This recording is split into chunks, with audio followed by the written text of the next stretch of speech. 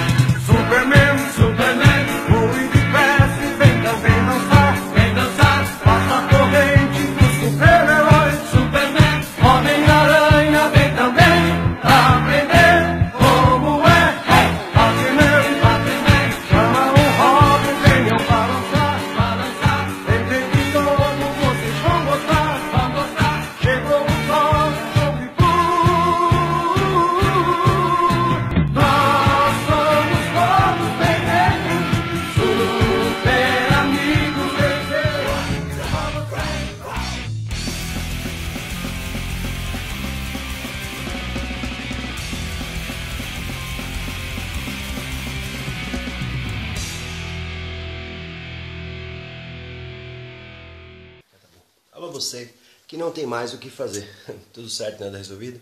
Eu comecei esse vídeo aí para pegar uma piadinha aí com a ideia de heróis, né, que eu vi nesse canal do rapaz, do Rafael Lima, o dito anarcocapitalista, né, até para fazer um diálogo bem interessante sobre a Ayn Rand, né, eu acho que é a Ayn Rand.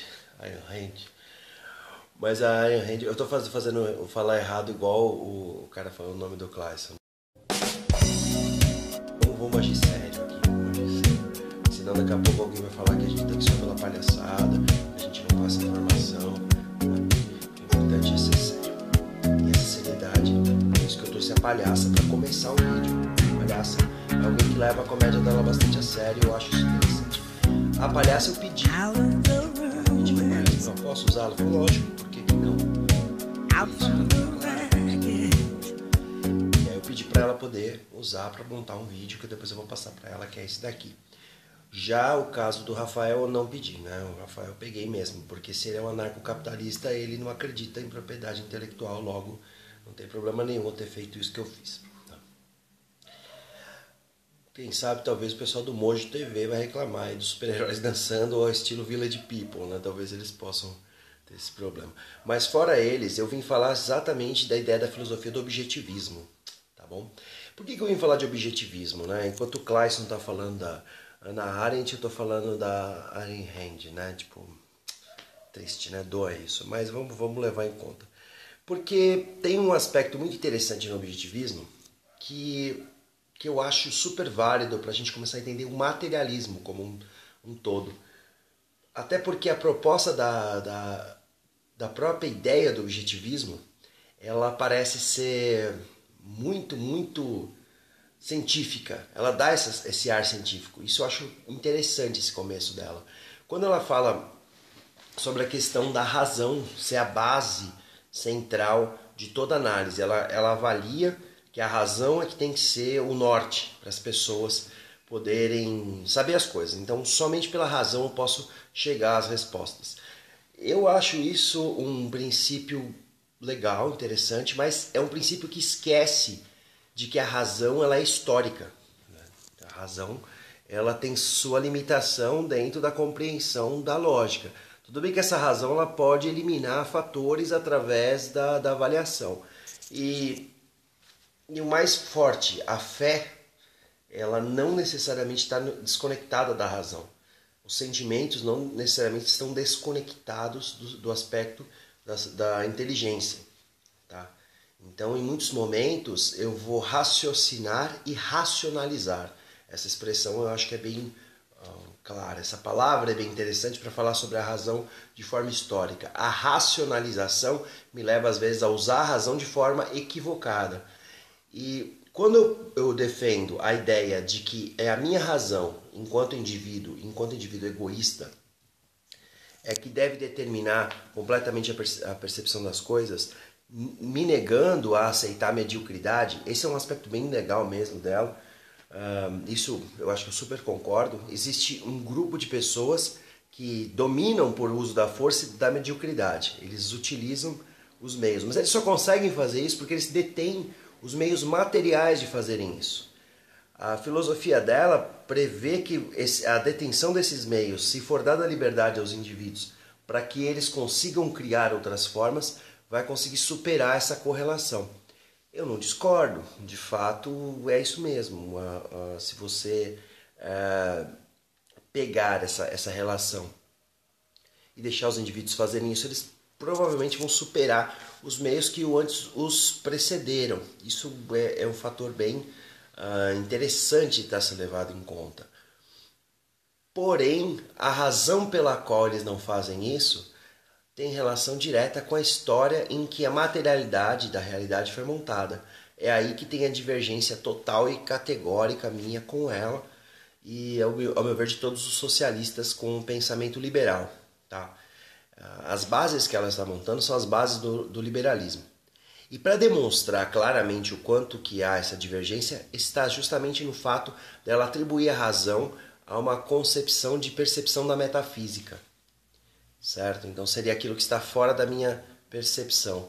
E a metafísica, ela tem características muito mais inventivas do que as características que ela quer criticar. Então veja bem.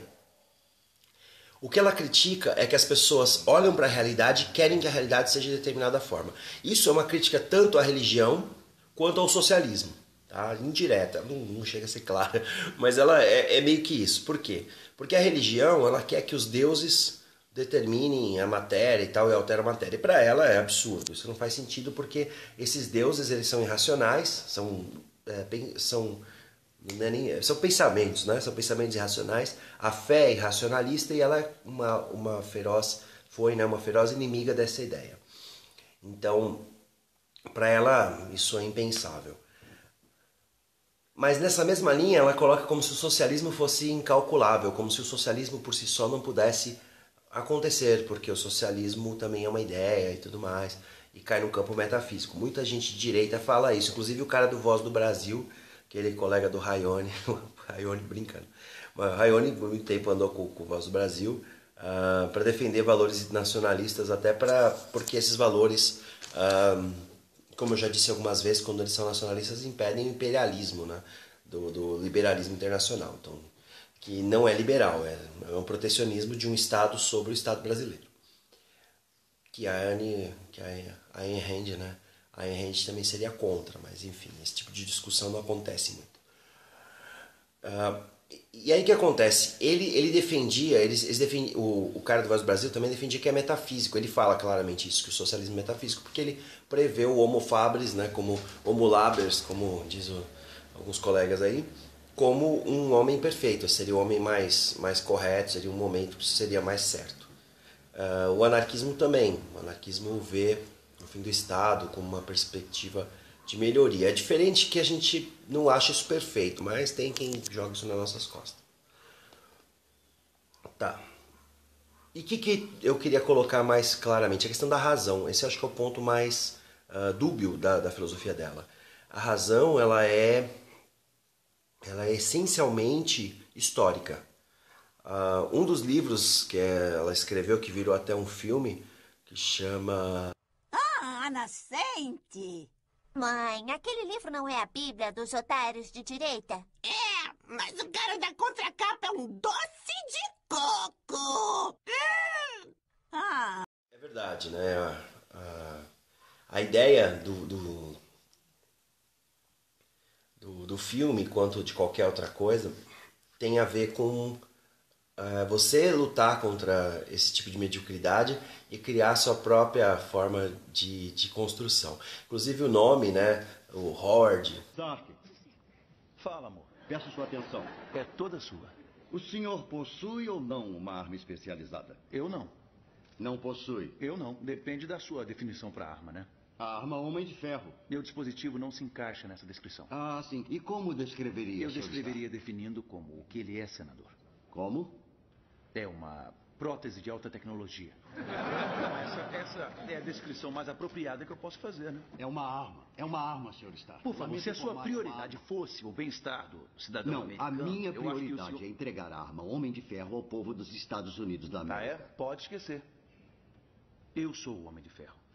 A armadura e eu somos um só. Entregar a armadura do Homem de Ferro seria me entregar o que equivale a trabalho escravo, prostituição, dependendo da lei do estado em que estiver.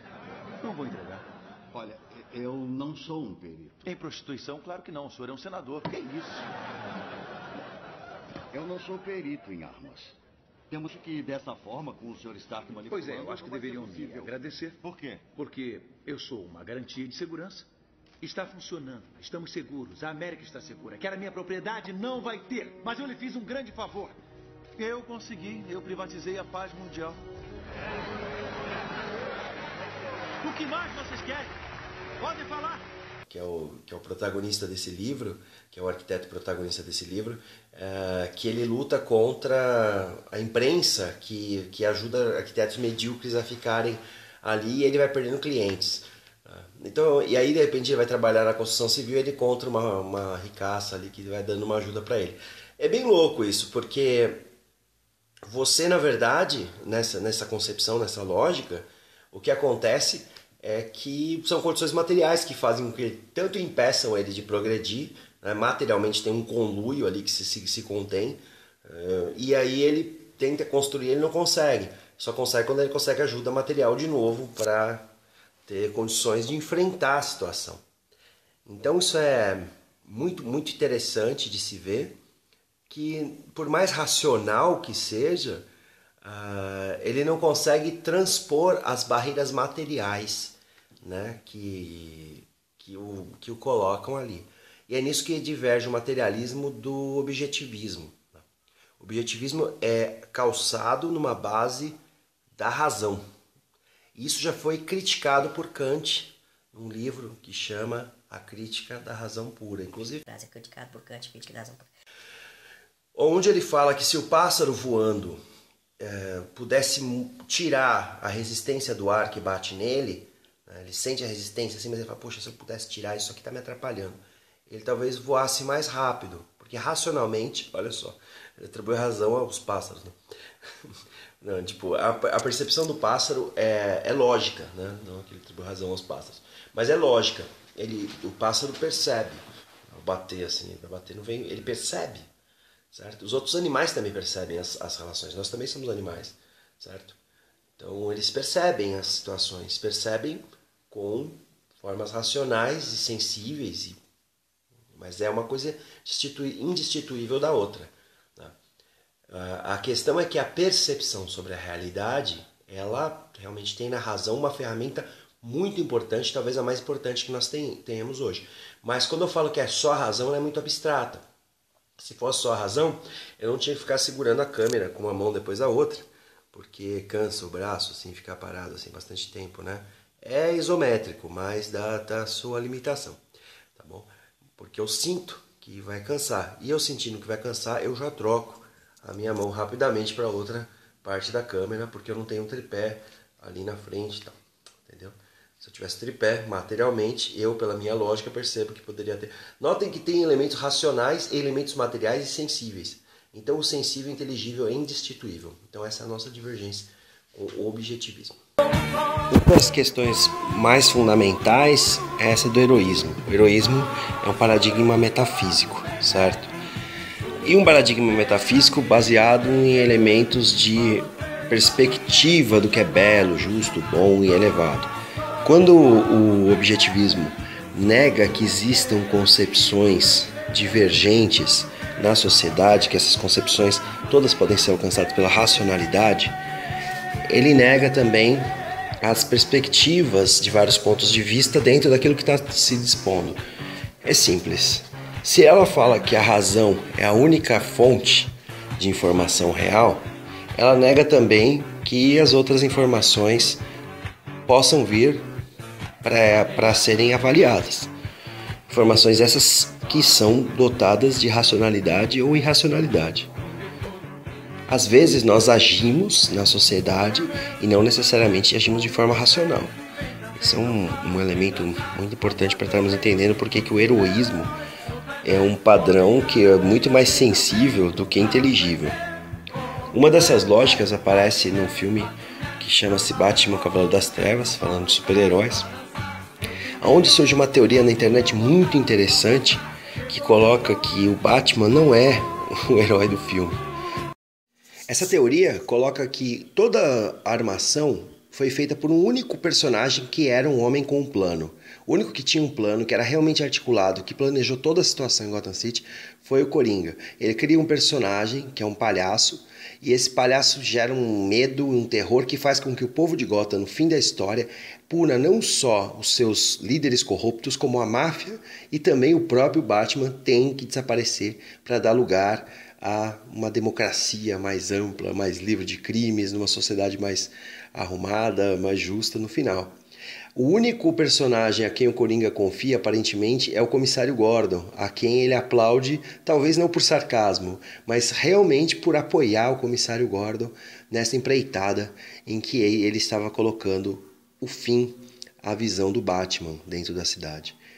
Para ter uma ideia quanto isso pode ser verdadeiro, alguns anos depois, o próprio...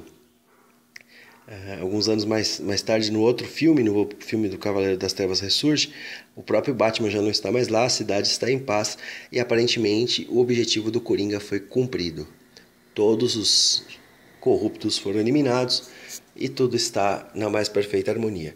Para isso, ele utilizou, se essa teoria for correta ou não, note que para isso ele não utilizou a razão ou qualquer tipo de argumento totalmente lógico. Ele se articulou através de vários aspectos de mentiras e fraudes. Quase o filme inteiro ele mente. Se amanhã eu disser à imprensa que, por exemplo, um arruaceiro vai levar um tiro, ou um caminhão com soldados vai explodir, ninguém entra em pânico, porque faz tudo parte do plano. Mas quando eu digo que um prefeitinho qualquer vai morrer, aí todo mundo perde a cabeça. Introduza um pouco de anarquia. Perturbe a ordem vigente e então tudo se torna um caos. Eu sou um agente do caos. Ah, e sabe a chave para o caos? É o medo.